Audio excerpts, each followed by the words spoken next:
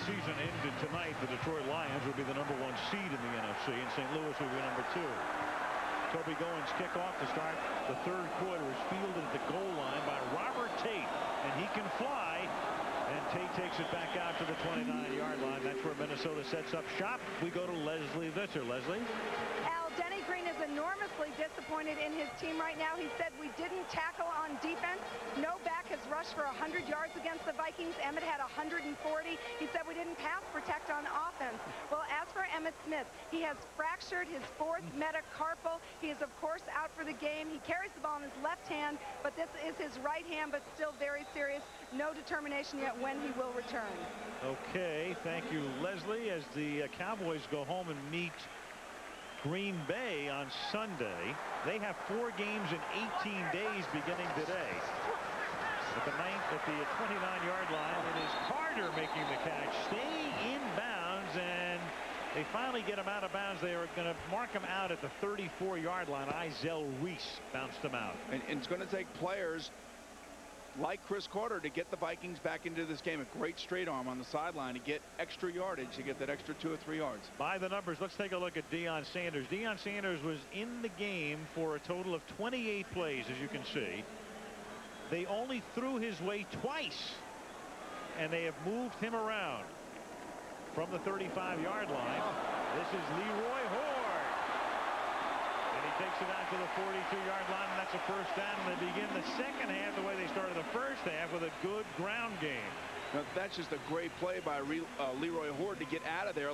Alonzo Spellman and Ellis and Hennings had an opportunity to get him into the backfield, but he runs away from him. And again, if it's not for the great play, watch Spellman, number 90, come flying through. There's Hennings, number 95, in pursuit. If it's not for Horde making that play, the offensive line, again, misses blocks at the point of attack. First down at the 42-yard line. You see Jeff is audibling now because he senses a blitz. And he gets one. And he throws, and it's caught by Carter, who gets inside Smith, runs around Deion Sanders, chased down by Deion, caught by Deion, flag at the end of the play. And you're going to have a face mask on Deion Sanders, but as I said, this team can hit you and light you up at a minute's notice, and you've got to be careful. And right there, Jeff George reading the defense, calling a blitz, and hitting Chris Carter against Deion Sanders. Now that is the type of confidence that you expect to see from the quarterback of the Minnesota Vikings. And he's throwing off his back foot. He's got the arm strength to get it there. And this is what you do if you're a receiver. You put the ball away and you run and you make extra yards. And nobody says that you have to be tackled and take it. You just give it, and that's exactly what he does right there to Deion Sanders. 39-yard pickup. I just love the way Chris Carter plays, how he's physical, he's tough, he's aggressive. He's not taking anything from anybody on that field. Coming off a fabulous game last week against the Broncos, 8 catches, 144 yards. First down, Minnesota at the 14-yard line. Take it to Williams. George buys time and then throws it away. Moss is double covered. Well, he got up and he saw that the fact that Moss was double covered, and Ray Sherman and Denny Green both told us that they have never seen a receiver receive so much attention. And it's like people in the NFL are saying, look, 84 is not beating us. Randy Moss, there's no way we're going to let him beat us on deep routes, and they're going to put 2 guys on him. But Jeff has got to go to the other receiver and follow his progression. Which he did last week. It's a case of Denver said Moss wouldn't beat us, and he did, and Carter beat him. Second down and 10 from the 14-yard line. Ford is whole. Leroy to the 8-yard line. It'll be third down and 4 with Moss on the bench for the moment. For Dallas, it has been a case when they have lost this year of fast starts and fizzling finishes. And they hope history does not repeat. They had the lead against Philadelphia, let the Eagles hang around. Eagles beat them. Could have beaten the Giants, let them hang around. Tiki Barber beat them. Led at Indianapolis last week. Yep, and the Giant defense. Man. Led at Indy last week after 3, and Peyton Manning and company beat them. Third and 4 at the 8.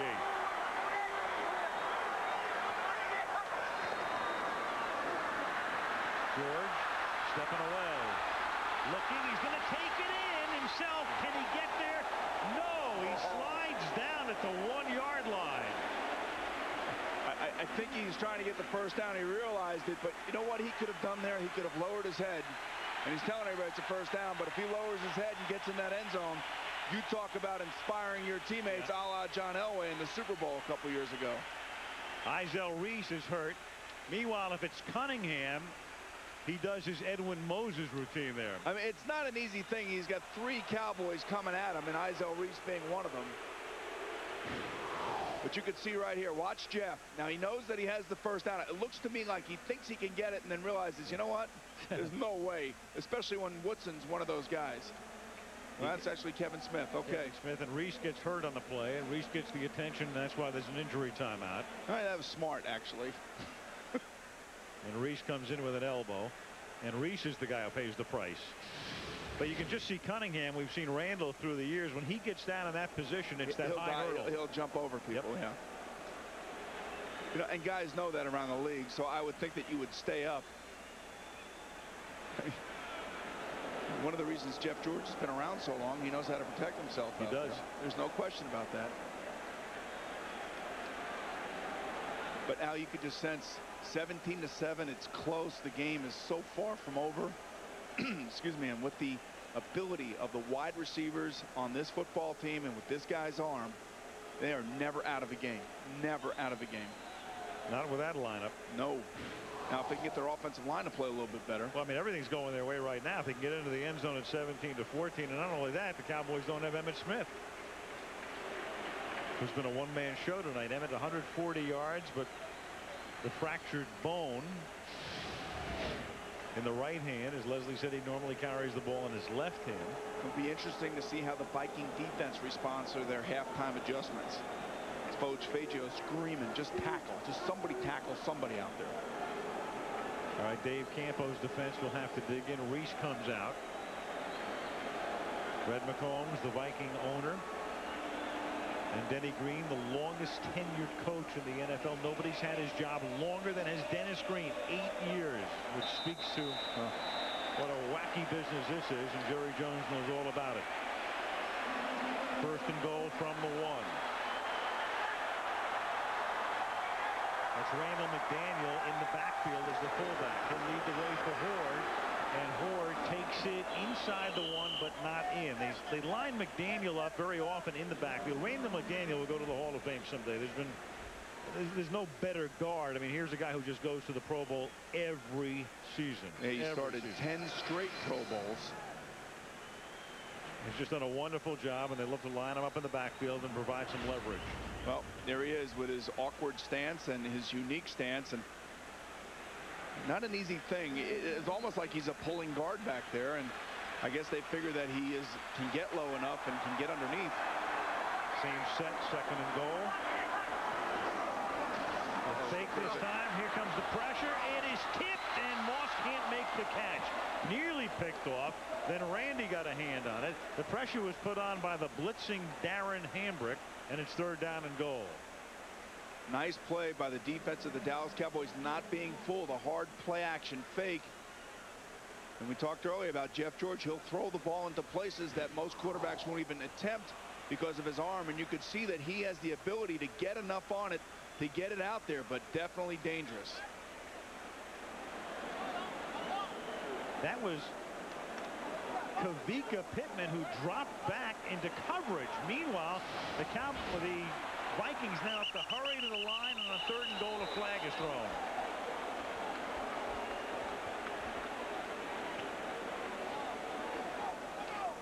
Prior to the snap, ball start, 63. Can you believe this? Can you believe also, I'm thinking about this, on second and goal, Kavika Pittman is in the back of the end zone to break up the play.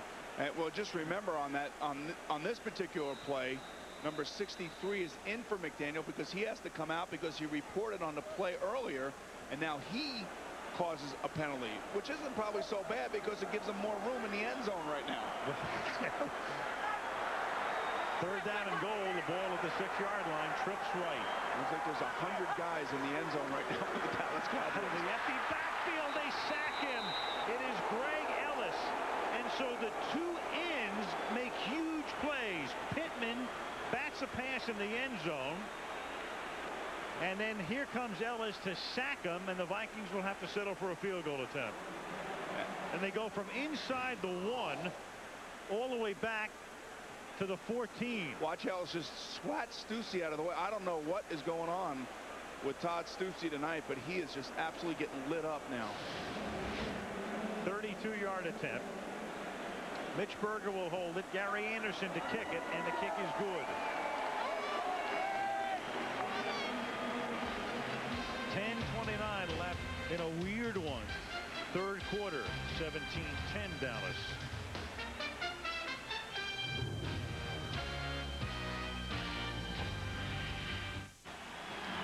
Mike Tice, the offensive line coach, and it's been a rather spirited discussion during the commercial break here. That's Jeff Christie, number 62, the bald head. He's the center. There's Mike. You realize that Mike Tice, Al, he was the quarterback at Maryland before me, and now he's a line coach in the NFL. That's right. Meanwhile, the kickoff is taken by Kevin Mathis 2 yards in and brought back to the 22. Tackled there by Chris Walsh, and Dallas will get the ball for the first time in the second half. 10:19 left in the third in the Twin Cities. The Cowboys lead by 7. Record with 99 yards. What a game between Wisconsin and Purdue. Drew Brees going for it with Ron Dayne. That guy is a guy you don't want to miss. Drew announced that he's going to come back for a senior Good for him. today. Good for him. From the 22-yard line, Dallas has it for the first time. Chris Warren out of the backfield, and Chris Warren will have to carry the load now with Emmitt gone for the night. Up to the 29-yard line. Gain of 7, tackled by Ed McDaniel. There's Jeff George, and a look of exasperation. He's not having any time back there. And in that last series, that last play, a 3-man rush. And as soon as he planted his foot, he got hit. There's no excuse for that. None. They were inside the 1. Second and goal. We wound up back at the 14. Second down and 3 here for the Cowboys from the 29-yard line. Aikman, quick toss, and then immediately Jason Tucker gets smacked by the rookie Chris Rogers. Rogers, a rookie out of Howard University. And for Troy Aikman tonight, his numbers are not that bad, but his receivers have not been helping him from time to time. Going back to the first period when he had Thomas drop that one, and then he had Rocket drop that one. LaFleur had dropped an earlier one. The errant snap by Stepnoski leading to the Minnesota touchdown. And here he gets tackled by Randall, and is lucky he was able to get up. Third down and 2, and he gets batted down here by Jerry Bull for the big sack. And you just got to keep on battling. This is what it's like playing quarterback in the NFL. Just stand in there. And really what happened there, it looked like Stepnoski and Aikman they weren't on the same page when it was coming to the snap count. And Stepnoski was brought here to solidify this offensive line and to make sure that it protects Troy. And you can see right here, they're not real good with the snap. I can't imagine why the center would go right and allow the nose tackle to come up free. The only thing that I can think of is that he didn't get help from the guard that he was expecting. Ball with a free shot. Now Toby Goen almost has that one blocked. They send Moss back. Here's Randy to run it back from the 26-yard line. Taken down there by Dexter Coakley. 8:24 left in the third. The Vikings have clawed their way back in it. Down by 7. The third quarter, Troy Aikman. That's the same look that he had last week when he was knocked down by Burris, and he went to the smelling salts here during commercial. Well, when big old Jerry Ball is going to fall on you, I think you'd have a little problem getting up yourself, Al. Absolutely. They have Jerry Ball listed at 330 pounds. He's probably more like 340. From the 30-yard line, that is Holden. What a catch by Carter as he got position on Sanders. A 22-yard gain. Almost looked like he caught the back of the ball. How we showed earlier how Ernie Mills of the Cowboys allowed the defender Hitchcock to get inside of him on a post route, and right here Chris Carter doesn't allow it. And look at the hit he takes from Deion Sanders and still holds on to the football. Everybody talked about Randy Moss versus Deion Sanders. These are two all-pros going at it right now, and Chris Carter and Deion Sanders. From the 47-yard line. Ford bunched up, picks up 3, takes it to the 44. It'll be 2nd and 7 halfway through the 3rd period. Again, a dominant Dallas beginning tonight. The backup quarterback is Jason Garrett as he looks on, and he and Gailey are going over the chart right now, and some pictures of the Minnesota defense, which would indicate that there's a good chance we're going to see Garrett.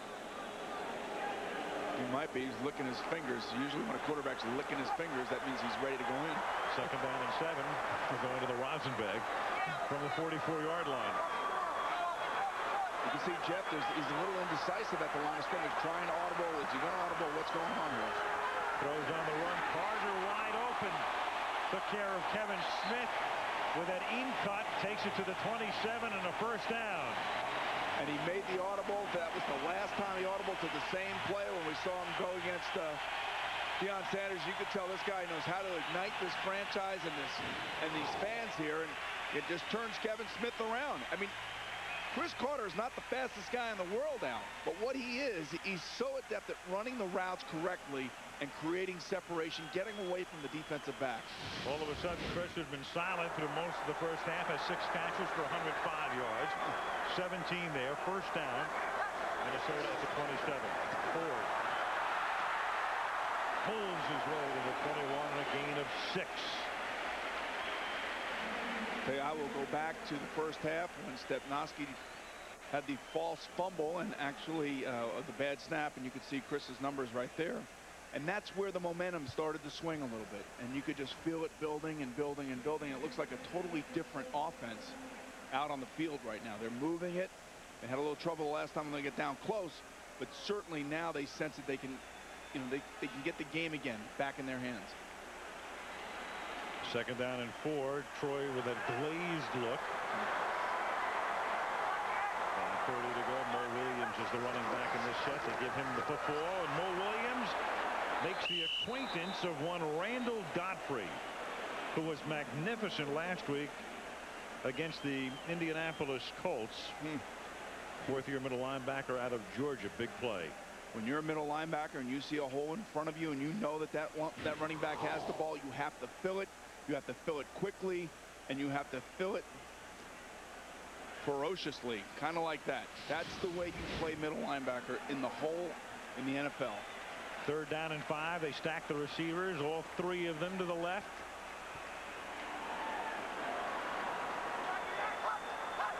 And they don't send anybody in motion. They send them all out along the tree line, and it is incomplete.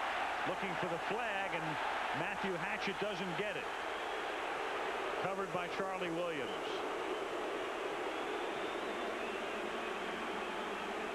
First time they went his way tonight. Well, you know what happened on that play, Hal? Jeff George looked to the right to go to Randy Moss, and Randy Moss had 2 guys over there, and he realized that he looked the wrong way, and he came back late. And you could see that he got a little nervous because he knew what was going on. He knew that the pass rush was getting close to him, but that was good defense. Pittsburgher to hold. Gary Anderson, a 41-yard field goal attempt. And that's his 2nd of the game. Minnesota keeps chipping away. They trailed at one point 17-0. Will we see Garrett? It's now 17-13. We will see him. Well, there is Emmitt Smith, and for years they were known as the triplets. Emmitt, Troy Aikman, and Michael Irvin. Emmitt's gone for the night. Aikman isn't going to play in this next series. There is Michael, so they've gone from 3 to 0. And with 4:40 left in the 3rd, Garrett will come in to quarterback the team. And it's 17-13 as Anderson kicks off, or Berger kicks off for Minnesota.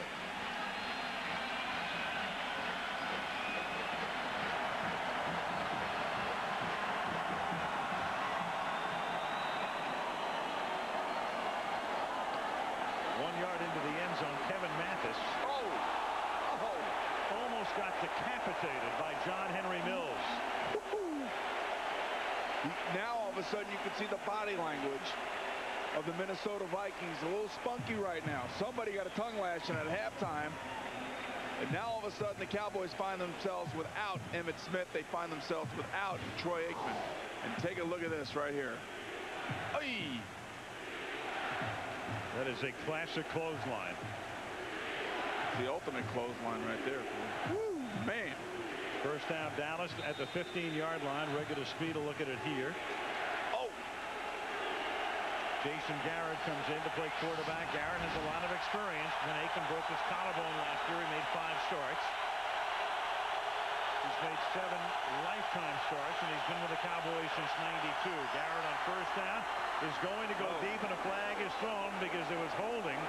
Kenny Wright had his arms around Ernie Mills, or at least on his jersey, and there'll be interference. A smart play by the offense of the Dallas Cowboys. Give Changeli credit, because now he knows that the Minnesota Viking defense is going to put these guys out here one-on-one, because they figure that the quarterback can't get the ball to him. But you and I have both seen Jason Garrett do the job on the NFL football field. There's no question about that. Came in and won a Monday night game last year. Yep. Against Washington. Garrett went to Princeton. Father is a longtime Cowboys scout. Brother was a wide receiver with the Bengals in '89. Aikman can only look on from the bench. Garrett is actually older than Troy.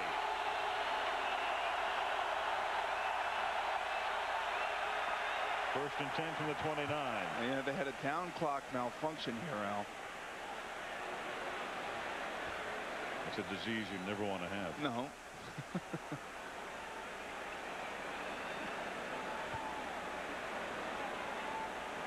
4:26 left in the third. There's Buddy Guys. He's the quarterback coach right there. You know, interesting. You wonder what it takes to be a backup quarterback in this league. You're always in there. You don't get much opportunity to practice with the starting team. You have to be like ice. I mean, this is like being a reliever in the bottom of the ninth. Chris Warren goes nowhere, and of course now they've got everything going against him. No Aikman, no Smith, no Irvin. Have watched a 17-point lead become a 4-point lead, and the crowd is going bananas. There they are. Those guys have led their team in passing, rushing, and receiving in each of the last 8 years. And no threesome has ever done it longer than that. In fact, the next longest running trio would be Kelly, Thomas, and Reed of Buffalo, 5 years. Meanwhile, Minnesota 105-2 in this quarter. Second down and 10 at the 29-yard line. Garrett going deep for the Rocket, and the Rocket gets positioned and drops the football. Rocket got inside Hitchcock. Pass a little underthrown, should have hauled it in. That's 2 for Rocket tonight, and the pass is underthrown. It gives him a better opportunity to come back and make the catch. Hitchcock is not even aware that the ball was in the air, and this is a catch that another easy catch that he's got to make. See right there, you talk about it, Al. It comes down to a play here, a play there during the week, during the game, and all of a sudden your fortunes change. And tonight he's had 2 opportunities to make big plays and hasn't come through. Dropped them both, and 4 total drops now by the Cowboys. Third down and 10 from the 29. Vikings strung out along the line, put pressure on Garrett, and the pass is high, intended for Ismail again. 4th down.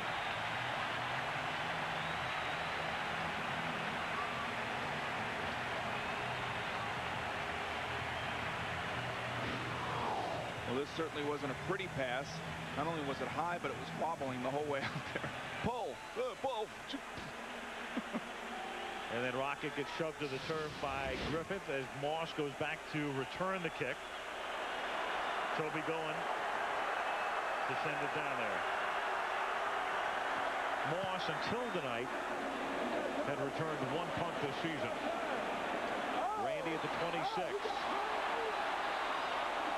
To the 39-yard line goes Moss, and Troy will go back to the locker room. Michael in street clothes, Emmitt in street clothes, and the lead in a precarious position. 17-13 Dallas.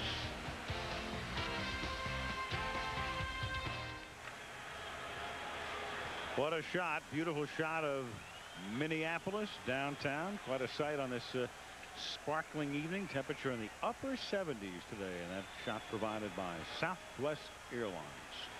What a beautiful, I mean, it's just absolutely clean. It's beautiful. People here are nice. I kind of just fit in today, Al. You do. It's the land of the Vikings up here, man. There's a whole bunch of Norwegians running around, and I'm one of them. You look like the quintessential Minnesotan.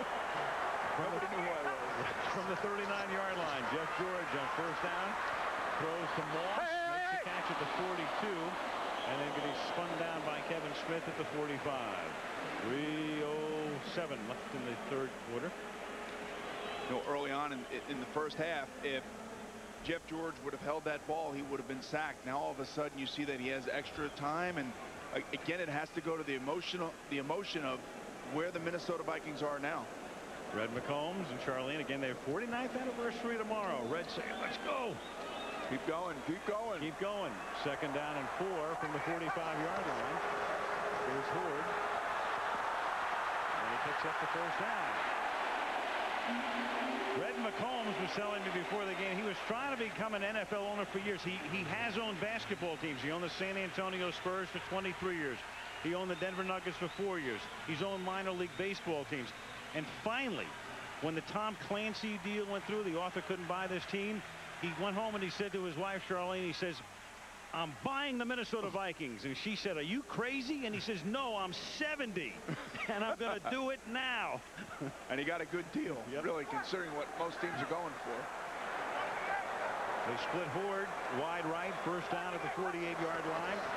It is George throwing, and it's caught by Moss, and Randy pulls it in and stays in bounds at the 28-yard line. They rode him out of bounds. Smith and Izell Reese on the coverage. And here's Jeff George again throwing those balls into places that most quarterbacks won't even attempt because he knows he has a cannon for an arm, and when you have a guy like Randy Moss on the sideline, you can get away with it.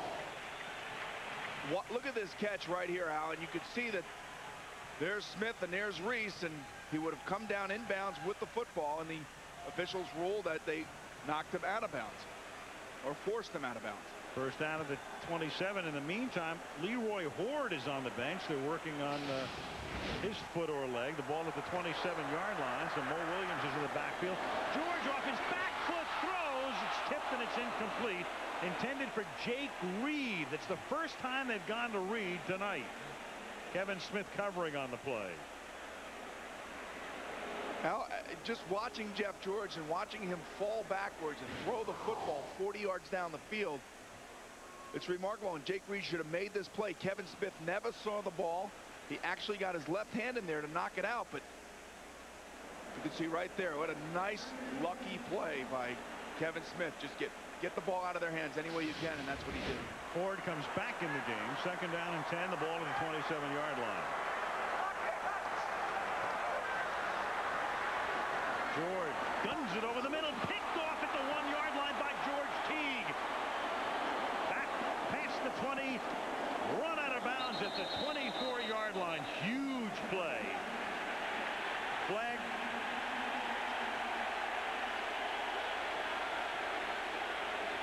Coming in, and it was picked up, but there's an officials conference right now, and there will be a flag. Oh.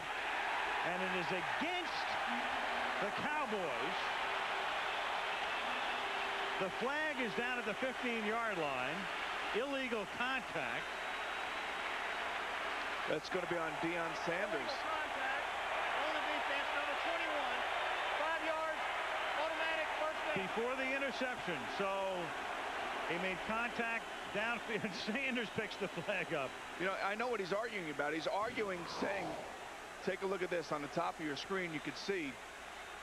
Watch how Randy Moss actually just kind of runs into him. Deion establishes his. That's a tough call right there. You know, you're not supposed to touch the guy past 5 yards, but certainly if your feet are planted and you establish your spot. Like basketball. Right. Charging or blocking. First down at the 22-yard line. Moss. It's by Sanders. Skirts the sideline. First down.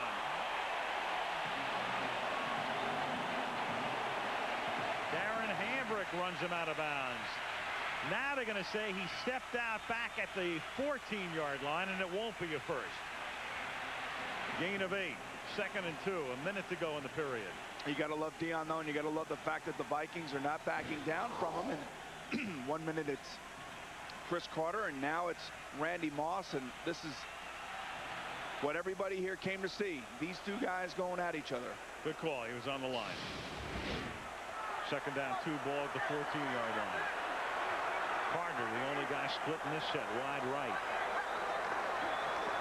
On the ground, Leroy Hill cuts it back inside the 10. 1st and goal for the Vikings coming up.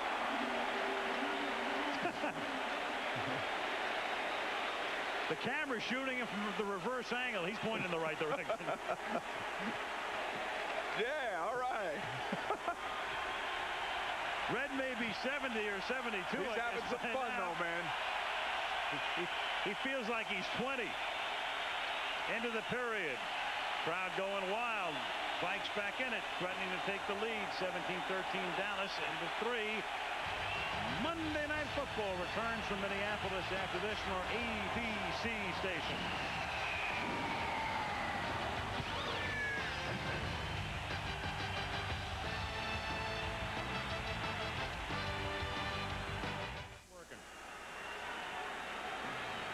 Boomer, where was Mary Tyler Moore's apartment? I think right here. You think so? I'm going to call Grant Tinker because he'd remember. As you look at downtown Minneapolis. We start the 4th quarter. Dallas leading Minnesota 17-13. 1st and goal for the Vikings from the 9-yard line. Ford to the 4-yard line, so he gets halfway home. Now remember, the last time that the Vikings were down here in the 1st half when they scored a touchdown, they like to throw the ball high towards the back of the end zone to get it over the shorter defensive backs and allow their big wide receivers to go up and make a play on it. And you could see that the Cowboys are definitely concerned about that with the amount of people that they have in the secondary. It looks like 100 guys in the end zone right now. The way they're strung out, 2nd down and goal, so to speak. 2nd and goal at the 4. This is Ford. And he gets hoarded at the 4-yard line. So what do the Vikings do? They sense that also, so they think that they can run because there aren't that many guys in that run area, that defensive run area. And there is Emmitt Smith with the broken right hand. And maybe I jinxed him at the beginning of the game. Well, of all things, to have it happen on a touchdown run in such a freak way, a guy who had 140 yards on 13 carries tonight. One of the big problems that the Vikings have, Al, is that they can't get the plays in. For some reason, they're having a hard time communicating and have to waste timeouts the 2nd time tonight. Yep, to the consternation of one Dennis Green. Timeout, Vikings, as they try to move into the lead. Minnesota Viking offense, and this has kind of been characteristic all year long. When you're down here and you know what down situation you're in, you usually have a play that you can go to right away, and there should be no confusion. They had a waste of timeout. Now we'll see if they can get it in. 3rd down and goal from the 4. George, whoa, the fireworks go off. It's caught by Carter. Unbelievable. Scare the hell out of everybody in the building. The fireworks go off before Carter makes the catch. That may be the most amazing touchdown catch in history. Al, you jumped up about 5 minutes. The whole building did. That was unbelievable. The guy who ignites the display, the fireworks display, shot him off right about here.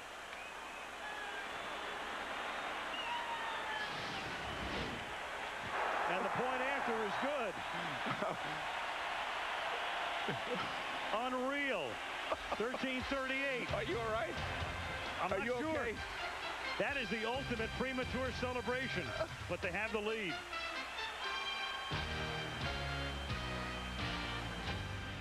We're going to play this in real speed right now and listen for the fireworks, the cannon shots. Here it is.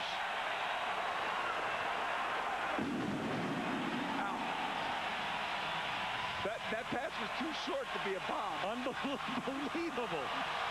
How Carter maintained the concentration. I mean, everybody in the building jumped. Including yourself. You betcha. 20-17 is the score. Mathis now runs it back for Dallas.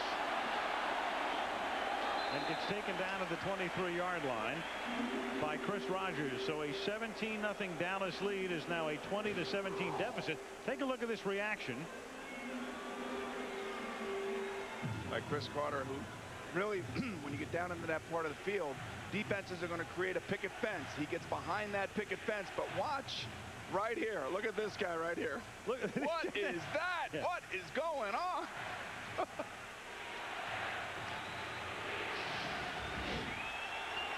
Carter's 107th career touchdown catch. Decibel level up in 3 figures. First down from the 23. Warren tackled behind the line of scrimmage by Kylie Wong. Well, whoever gave the Newt Rockne speech at halftime for the Minnesota Vikings certainly deserves a lot of credit, because this is obviously a different football team, Al. And you could see now that the tackles are being made behind the line of scrimmage, and they just look different. They look more excited. They look like they're angry, that they want it. They sense now that the game is theirs. An embarrassment for most of the first half. Injury timeout. That's Jimmy Hitchcock on the AstroTurf.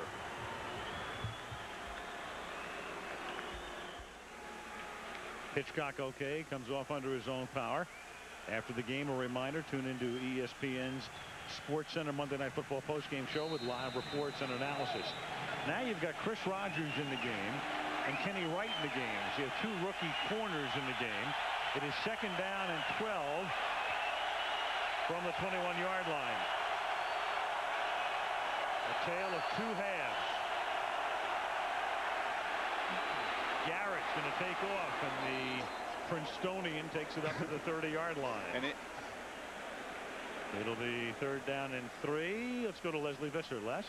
Al, just for an update on Troy Aikman, he is in the locker undergoing observation. This is his 6th concussion as a Cowboy. This one is mild, which according to a new grading system is confusion, inability to focus. Well, unlike Deion Sanders a couple of weeks who put himself back in the game after suffering a concussion, that will not happen with Troy. Dr. Robert Vandermeer, the Cowboy doctor, told me we won't even give Troy access to his helmet. Al? Okay, thank you, Leslie. And Deion Sanders with that hamstring and the after effects of the toe. The triplets are all gone tonight. The lead is gone. It's 3rd down and 3 as Garrett throws and it's tipped, and Hitchcock picks it off at the 37-yard line, and Garrett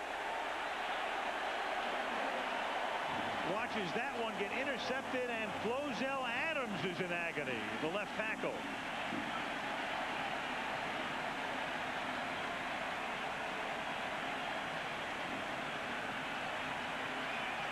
interesting, Al. I didn't see where Adams took the shot. It looks like it's right around the waistline, and it came after the play, it looked like.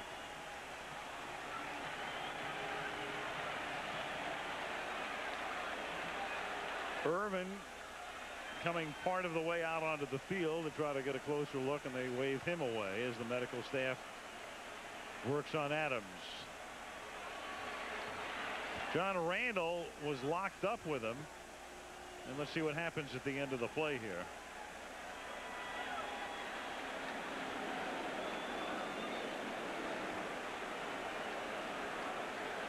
Well, it might have been Dwayne Clemens, number 92, who comes in. He's on the ground. He's 92. right here. Let's take a look at this and see what happens. Oh, I mean, what is that? Well, we know what that is. Well, I mean, but we both know what it is, but totally inexcusable. And he got away with it, too. He sure did get away with it.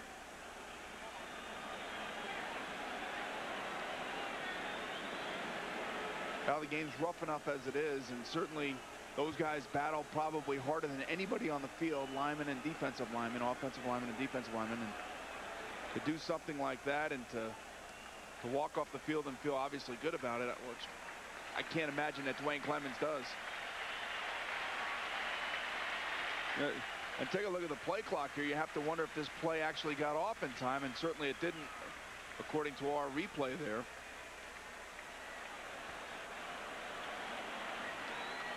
Be interesting. Could Dallas challenge on that, Al? They can with the play clock. That'd be an interesting thing right now. Why would Jerry Jones with a somewhat forlorn look. Adams goes out. Well, they're not going to challenge. They're not going to do it. Minnesota's going to take over at the 37 after the Hitchcock interception. So Clemens got away with it, at least until Gene Washington gets into his pocket in charge of the fines. And this is Leroy Horde to the 35-yard line. And the one thing I will tell you is that Gene Washington and the league won't stand for stuff like that. It's bad enough if you lead with your helmet and there's no attempt to injure if you're actually trying to tackle with your helmet. But certainly in that instance, what Clemens did there will be a significant fine, I guarantee. Absolutely. You don't know what precipitated it. You don't know why he reacted that way, certainly. But all we saw was what he did. Second down and 7 for the Minnesota Vikings at the 34. By the way, that is not challengeable with the play clock. Second down and 7 at the 34-yard line. No. Everybody comes. Jailbreak blitz, and it's caught by Andrew Glover, and he's out of bounds at the 33-yard line. Run out by Dexter Coakley. It'll be third down and about 6. Nice play by Jeff George that time. Doesn't seem like much because he didn't get much on the completion, but certainly he read the blitz. He saw it coming, and he went right to his hot receiver, delivered the ball accurately, and he took a wicked shot after he had gotten rid of the football. So obviously Jeff George has settled in nicely in the second half, and he looks like a different player, probably because the guys in front of him are playing a little bit better. Third and 5 now, under 11 minutes to go. Minnesota up by 3, having erased a 17-point deficit. And another timeout. That's 2. Well, this is what happens when the plays take a while to get in. He wants to audible at the line of scrimmage. He walks up there kind of slowly, and you got to dump a timeout. And they're down to just 1. Yesterday, Keyshawn Johnson and company next Monday night. After the timeout, third down and 5 for the Minnesota Vikings at the 32-yard line. And Jeff George throws, and it's juggled and not caught. Incomplete. Fourth down. Jake Reed can't hold it. Threw it a little bit too far outside, and the reason he did is because number 52, Dexter Coakley, ran out underneath Jake Reed, and it just shows you how fast the linebackers are. You could see Jake Reed looks open from this shot, but there comes Coakley into the shot, and it forces Jeff George to throw the ball outside.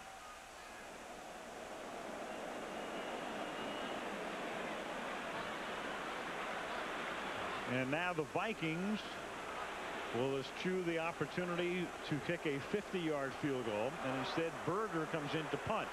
And the play clock's all the way down to 1. But that barely matters here, because if they're going to punt, it doesn't matter if they're kicking from the 32 or the 37, really.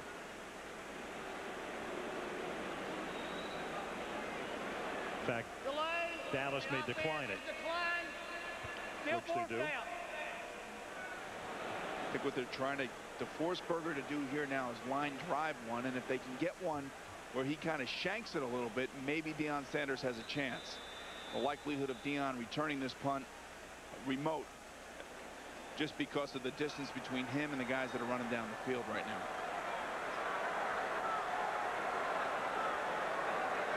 Berger will accept the snap at the 47-yard line.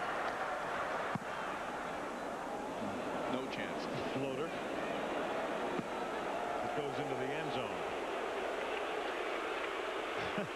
That's a little harsh. Booing like, I mean, you know, enough already. Your team has come from 17 down. Give him a break.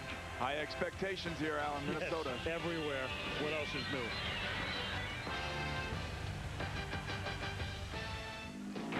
This is what we're reduced to. We can't afford CDs anymore. We just take it off the PA.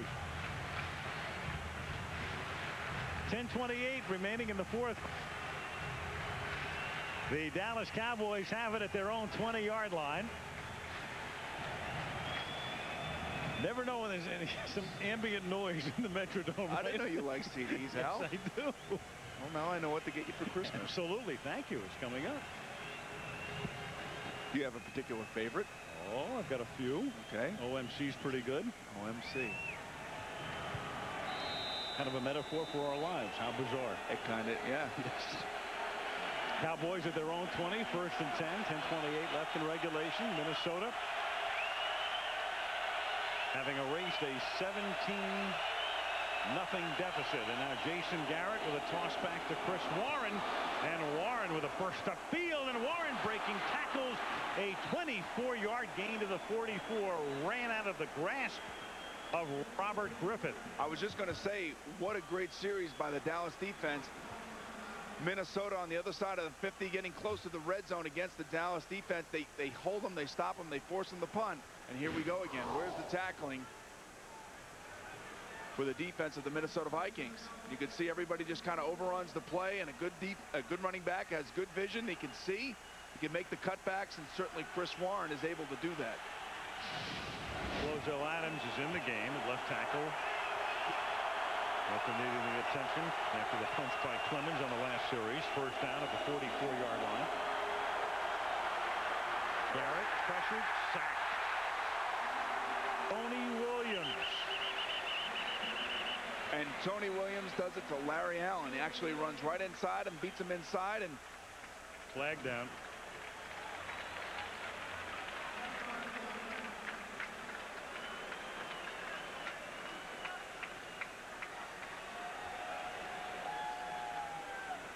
It would have been, or might be, we'll see depending on the call here, the 5th sack of the season. We have a personal foul against Dallas this time.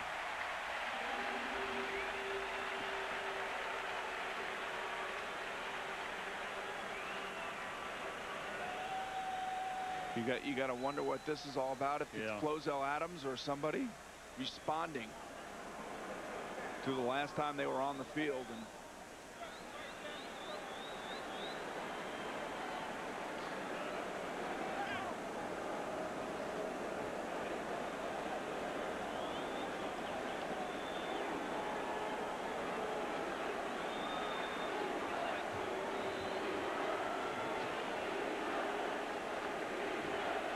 penalty's going to be against Eric Williams. Personal foul on the offense. Number 79 blown to the head, 15 yards, and repeat first down. Take a look at the left side of your screen right here, number 79. Here he is right here. Let's take a look here. Well, you know what this is? This is basically retaliation. We don't really know what's been going on down on the field, but the one thing that I can tell you, this guy right here, John Randall, Clemens, Williams, also Chris Dolman. I mean, this is a nasty group of players, and they've been getting at it and getting after it. And I'm sure that it has something to do with the halftime talk that Foge Fazio gave this defensive line to pick up their intensity. Didn't mean to throw punches and stuff like that, but certainly they have lifted their aggressive level of play. And he gets caught, and it's a big penalty. It's a 15-yarder, one of the few 15-yarders remaining in the rule book. And this is Rocket on an end around, and Rocket gets spilled at the 30-yard line after a minimal pickup. It'll be 2nd down and 24. Reminder, ESPN.com, NFL.com. That's the spot to be on your computer for enhanced TV coverage of tonight's game. Carter and Moss. And Reed. Not a bad trio right there, Al. Jeff George made the right decision coming here to play with those three. 2nd down and 23. Up at the 31-yard line. Garrett out of the shotgun.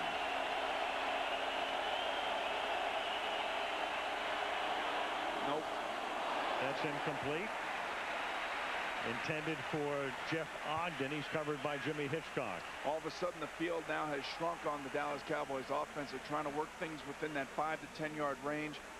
The Minnesota Vikings defenders are just sitting on the ball right now. Sooner or later you're going to have to try to get one up top, over top of these guys. They're actually covering for Rodgers, the rookie down here at the bottom, by putting a safety over top of him. So anytime Rocket comes down here one-on-one, you would try to get that matchup. You're not getting it because of the way that they are defending him. Garrett trying to turn those baby blues into steely blues here. He's 0 for 4 with a pick. 3rd down and 23.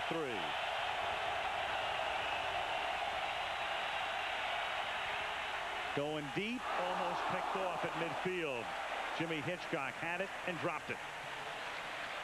4th down. Well, the personal foul put him in a hole.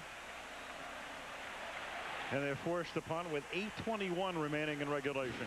I can imagine what both sides are saying on the sidelines to their defensive and offensive lines, and Hitchcock should have had that. That was a gimme. But it's getting nasty, and certainly when you start seeing guys reacting by throwing punches and fists, you can just imagine what's being said down there. And certainly they're in each other's face, and it's creating some tense moments on the field. Toby Goins kick. Randy Moss back to get it at the 21-yard line. And Randy to the short side of the field and trips and falls. Otherwise, he might have broken it. You know, but plays like that are what keep the game close. They do. You know, and it's just, he had an opportunity to take it a full length. He falls down. Now, all of a sudden, the Dallas defense has an opportunity to keep the game close. Some athletes have that special ability, Al, and certainly this guy is one of them. Not very many players in the league that have the ability of a Randy Moss, a Deion Sanders, and probably the greatest athlete of all, a Michael Jordan, to be able to combine the great athleticism with the want-to and the heart and the passion. 48-yard kick and a 25-yard run back, and now Minnesota at the 46-yard line. And George throws to Moss. And he's out of bounds in Dallas territory at the 49-yard line. Charlie Williams with the coverage. If the Vikings hold on and win the game, they go to 5-4. Detroit leads the division at 6-2. The Vikings would be in 2nd place. Green Bay is 4-4. Meanwhile, a Dallas loss, and they are a game back of the Giants and a game back of Washington. Another storm to be weathered by Chan Gailey right now, losing his big 3. And he told us last night he's just got to keep the guys together and realize that coaching the Dallas Cowboys is just a huge task to keep these guys from reading all the negative stuff that they've read the last few weeks. 2nd and 5, and it's Chris Carter making the catch. Picks up a couple. It'll be 3rd down and 3 at the 47. But you look at the Dallas Cowboys schedule, the last 5, or actually 4 games, Philadelphia, the New York Jets, and New Orleans, and then at home against the Giants. All 4 winnable games for the Dallas Cowboys. So they just have to keep their spirits up, and it's up to him, Chan Gailey, to be able to do that. And continue to make these guys believe that they still have a shot at this. Well, you know, we'll get Emmitt back. Irvin's another story. Michael will probably make a decision in 3 or 4 weeks. 3rd down and 4 from the 48. Dallas sends everybody, and the catch is made, and it's a 1st down. Carter, knowing exactly where he was, exactly how far he had to go for the 1st down, and salutes himself with a red cashing move. Charlie Williams with the coverage. Good play call that time by Ray Sherman, moving his quarterback out of the pocket, getting away from the blitz.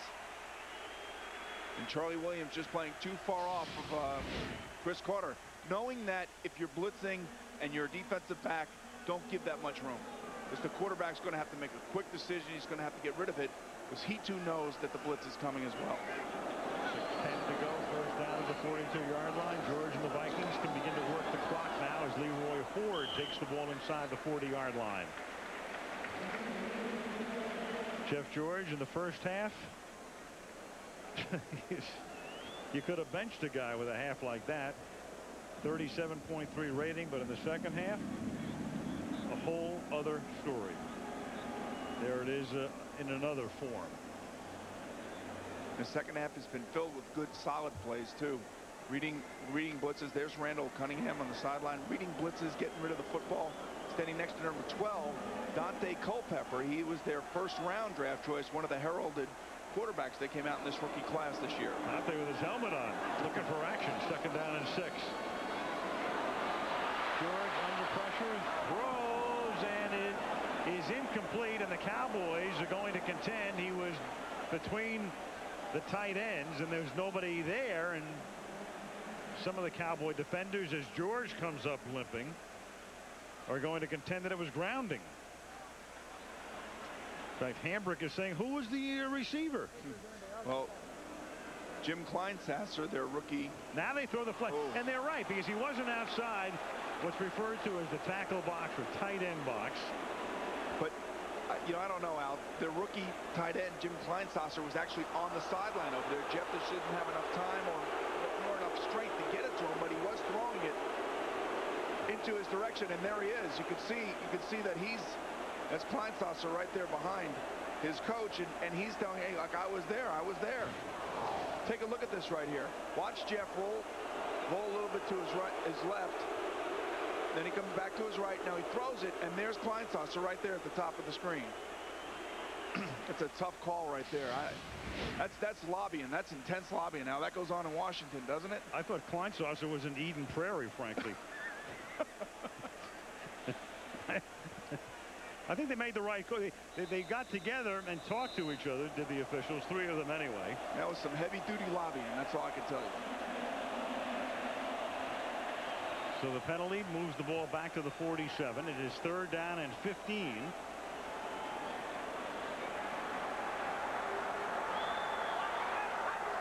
George hobbling out of the shotgun. Going deep, going for Moss sooner or later. Touchdown.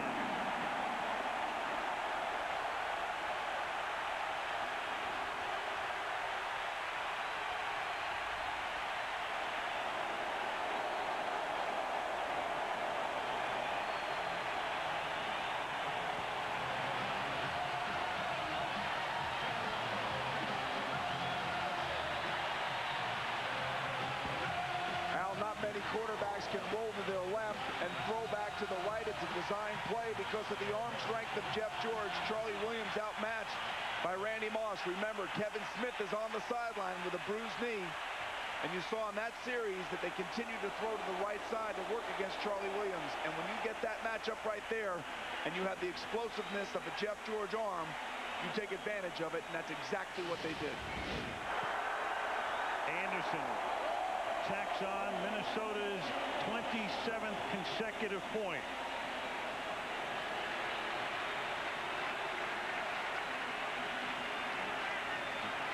You could see Jeff George. Where was this emotion in the first half? If this team could ever put it together. If you watched the first part of the game and it was 17-0 and went to dinner and just got back, have we got a story for you? Absolutely. Here's Red McCombs.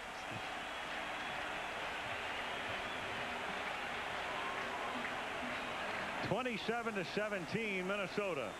I can't even begin to tell you how difficult a throw that is. To be able to reset yourself knowing that that's where you're going. Most times quarterbacks will drop back in the pocket straight and will throw the ball down the sideline figuring that's the matchup you want. But when you move to your left, you'll move the safety with you, and it creates an enormous advantage for that wide receiver that he doesn't have to worry about anybody.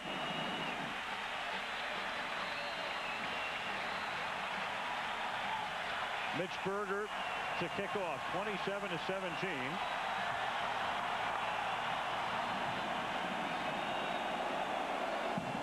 And this is Kevin Mathis bringing it back from the 3-yard line. Back out to the 30-yard line. With 5:01 remaining. Monday Night Football is being brought to you by the people inspired to build vehicles for your mind and heart. Nissan driven. Nortel Networks. We're building the new high-performance internet. MGM Pictures. Bond is back. The world is not enough. And Daytech Online.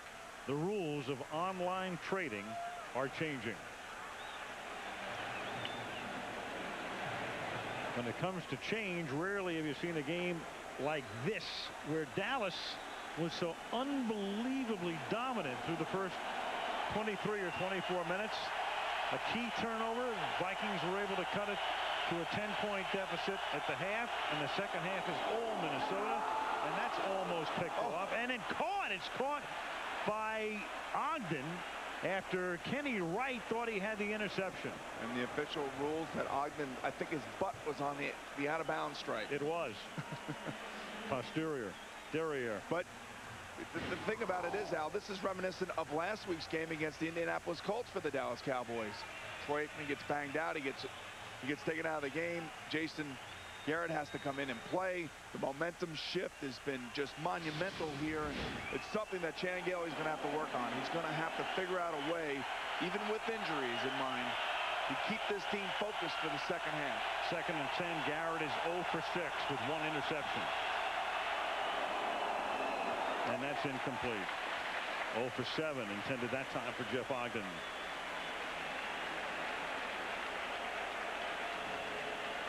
Well, for the triplets, at this particular point in time, you go back to Michael Irvin and the very scary scene in Philadelphia. You lay a nerd on the Veterans Stadium AstroTurf. Hasn't played since.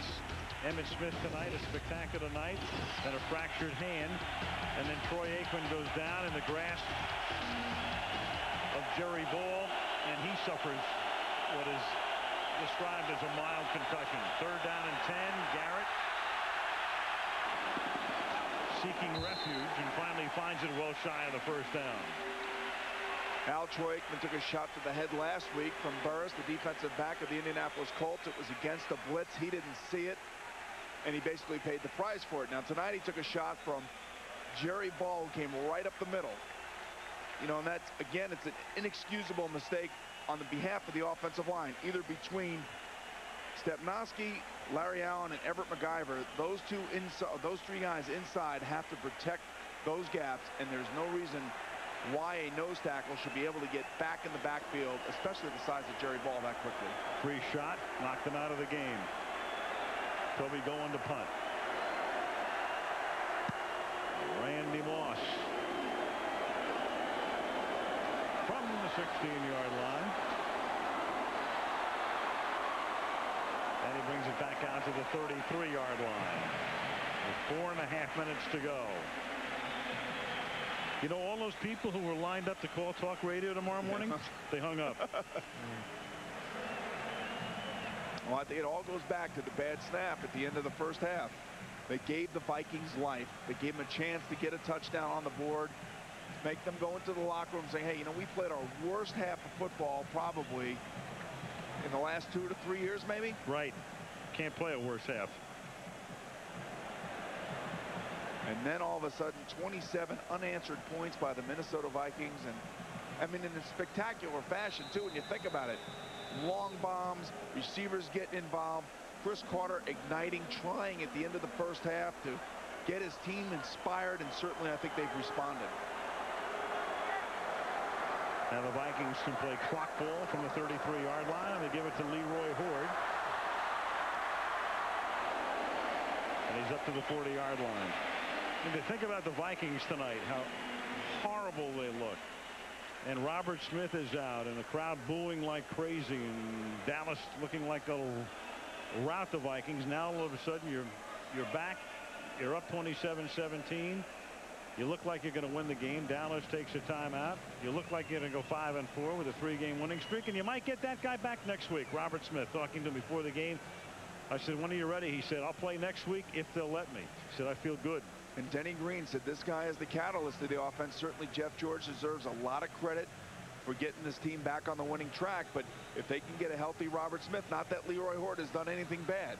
It's just that there are certain backs in this league that are younger, that are a little bit more fast, and certainly are special. And that's what Robert Smith is.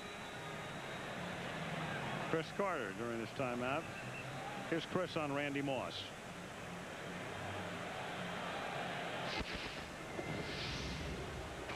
He's doing well. I think the learning curve is a little smaller this year. He knows far more than he knew last year. Now the thing is, if he can remain patient, that's what you have to do week in and week out, and realize that no one's going to give you anything. He's right. He's absolutely right, and that's why Denny Green likes the veterans. Chris here to help grow Moss. This is Williams taking it up to the 42-yard line. And now you look at the Minnesota Vikings schedule from here. They go to Chicago next week, who had a big win yesterday in Green Bay. And a lot of credit goes to Brian Robinson, who blocked Ryan Longwell's potential game-winning field goal. And at the end of the game, He said, look, I can't jump. So Walter Payton must have been there to help me jump to block that field goal. Amazing. Timeout again called by Dallas. Randy Moss, as you can see, the only guy in the history of the league to reach those levels across the board in his rookie season. You recall the story, and it's a funny thing too, because had the Cowboys not taken so many hits to their image when it came time for them to pick last year. I mean, we all knew about Randy Moss and what a big question mark he was because of his off the field travails, and team after team, including the Cowboys, just had to pass on him. And then Minnesota said, we'll take a chance, and so far so good. And just remember that Dallas passed on him, but they took Greg Ellis, the defensive end from North Carolina, who they are really happy with. And on 3rd and 1, they're able to stop, and there is Greg Ellis, right there, stopping Horde and keeping Dallas in the game. Timeout Dallas. So they've had to use all of their timeouts here with 4:04 to go, but it's the only way they can stay in the game. Force a punt, and then of course try an onside kick, and they can stop the clock one more time at the 2-minute warning. Now, we were talking yesterday how teams kind of draft the same way every year. The Green Bay Packers, for instance, drafting defensive backs, trying to get their backfield better.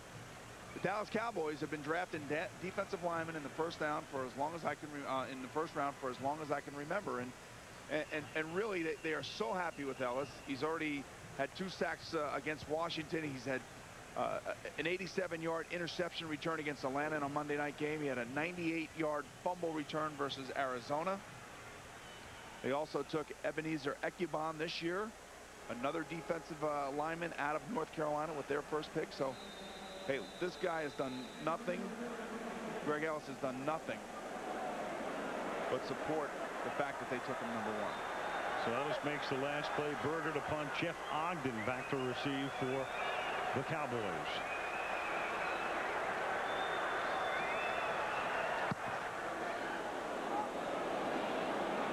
Ogden from the 19-yard line back to the 25-yard line. Dallas down by 10, has to go 75 yards and then get a field goal or do it in reverse without a timeout.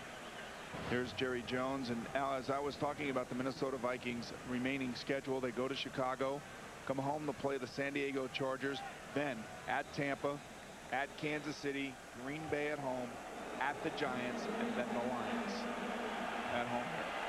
They have a tough road ahead. We'll see him twice more on Monday night at Tampa and then the Green Bay game here in December.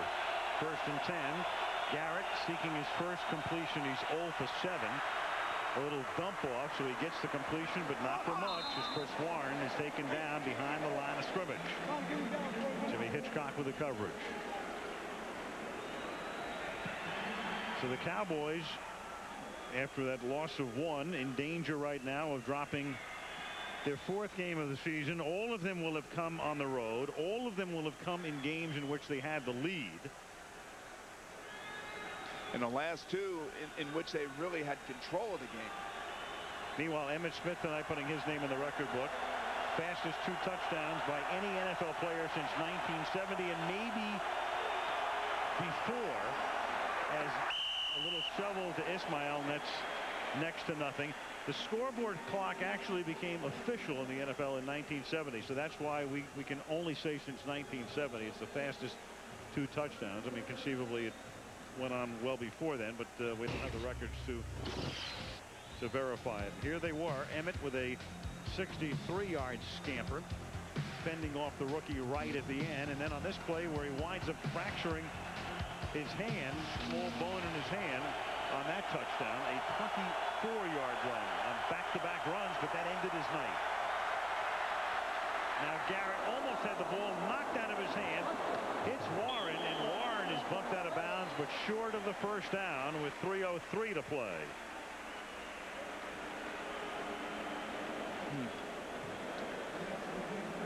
Defensive linemen like Chris Coleman love this type of situation. And he's a smart player. Look, he's going to knock the ball out. Garrett does really a pretty good job of just holding on to the football. 4th down, they have to go for it with no timeouts. 4th and 6, the ball at the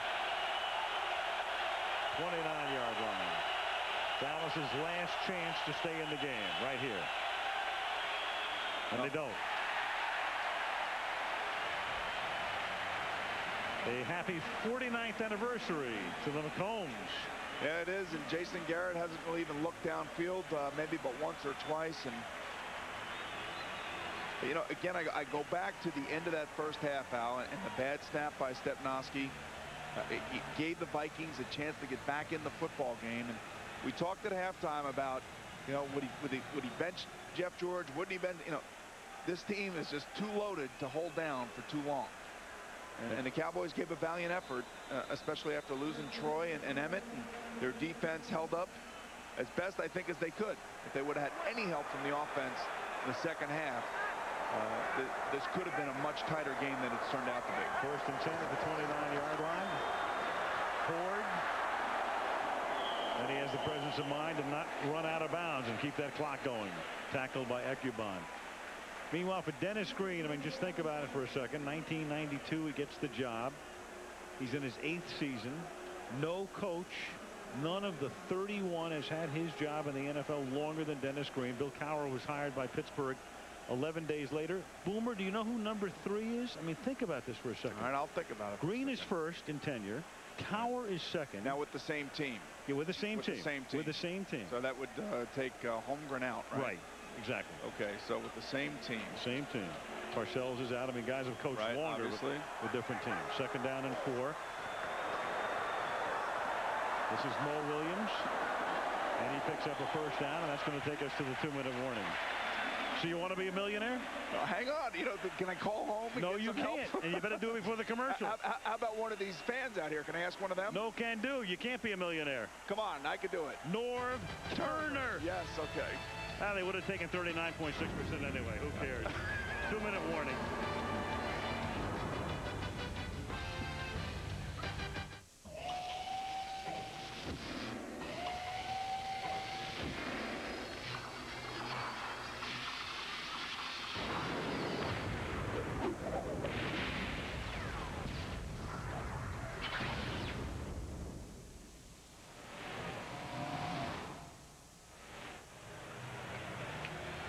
Two minutes to go. A crowd that spent most of the first half booing. And they end up going home happy. They're booing and angry and what a wonderful world. Well, you know, that's the thing about this league. The only thing I can tell you is that you battle all year long, and Changeli and Dennis Green have had to do both of their best imitations of psychologists, and they got to keep these guys up. They got to keep them focused and realize that, again, with the Cowboys especially, with the way that their schedule is weighted towards the end of the season for them to have all those home games. 3 out of the last 4 games are at home. Philly, the Jets, and the Giants. They still, you know, they get back Leon Lett. Somewhere along the line, they should get Michael Irvin back. Right. Emmitt Smith. Well, they hope they get him back. Right. Well, they'll run the clock out here with a couple of kneel downs.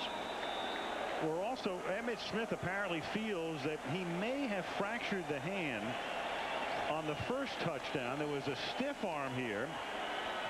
The face mask on that play right there, where he gets into Kenny Wright's face mask, that was the first touchdown. And then it might have been exacerbated on the next run, where his right hand comes into play with some contact as well. I wonder if he got his finger stuck in the face mask. Could be. Could be, but there's a man who had a record-breaking night going. I mean, he was ahead of Walter Payton's single game pace. He had 140 yards with a few minutes left in the first half. And the next thing you know, he goes home with a cast. Aikman goes home with a concussion. Irvin goes home with his future in doubt. The Cowboys go home with another loss. The Vikings have a 3rd straight win. And we go to Foxborough, where we'll see the Patriots next Monday night. Drew Bledsoe, Terry Glenn and company. And again, I go back to the fact that Drew Bledsoe, not too much has been written or said about the New England Patriots. I think most of the attention has been paid to teams like St. Louis and also Detroit. And rightfully so. And this will end the game right here. Leon Lett can begin to practice. A few years ago, when Michael Irvin was suspended, somebody said, when can Michael begin to practice again? And Barry Switzer said, as soon as Al Michaels says Malibu Kelly Hayes thanks him for his spotting, which I've just done. So now Leon can begin to practice. That's about the only good news for the Cowboys right now. Because Chan Gailey, whose evening started quite gaily with a 17-0 lead. And he came out firing tonight. He was not conservative early on, but injuries, you lose your quarterback, things change. Improvise and adjust and do the best you can, and you try to hold on. And there go those bombs again. Oh, now, yeah. what isn't this my favorite moment? 27-17. In a moment, back with the play of the game.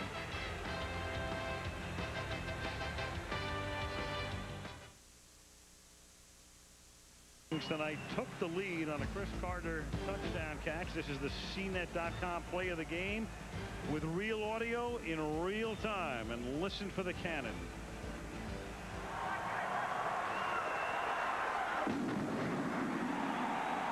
Carter maintaining his concentration. The Cowboys turned out to be nothing but cannon fodder in the second half tonight for the Minnesota Vikings. Jeff George did not complete a single pass tonight until there were 5 minutes and 30 seconds left in the second quarter. But at the end, he stands in glory, and he's with Leslie. Al, 3 straight wins since he took over as the starter. Jeff George, 3 spectacular touchdowns tonight. First, we just ran it. Did you know about those fireworks going off? No, we didn't. That was a shocker, and it's you know, Chris had great concentration and you know, just made a great catch. So you know, this is a huge win for us. It was. What went on at halftime? Afterwards, you scored 20 unanswered points. Well, you know, we just came out flat for whatever reason. We weren't playing our style of football, and you know, Denny went in there and said, hey, you guys got to get it together. We got a whole second half, and defense has kept us in the whole game, and we just had to come out and make plays. So you know, we knew we were a much better team, but you have to give them credit. They came out and put us to us the first half, and then we just came out the second half and played our game. What does this mean to you? You've had a tumultuous 10-year career. Are you finally in a place where you can showcase your skills? I feel good. You know, this is a great offense for me. It's the vertical game, and you know, I got some studs to throw to. So the guys up front protect me. It makes my job real easy. But it's exciting. It feels good to be back out here, and to be back on Monday night, it feels great. It's a wonderful win. Maybe all quarterbacks will start throwing off their back foot. Well, maybe. You know, whatever works. You know, I just go out there and you know, do what you can and to help team win, and feels really good. Great. Congratulations to you, Jeff. Back to you guys. Okay, thank you, Leslie. So the Minnesota Vikings come from behind, beat the Dallas Cowboys 27-17, and we move to Foxborough next week. The New York Jets will take on the New England Patriots. Until then, this is Al Michaels for Boomer Esiason and Leslie Visser saying good night from Minneapolis. ABC Sports is online at ESPN.com. Now stay tuned to ABC for your late local news or other programming. This has been a presentation of ABC Sports, continuing the tradition of excellence.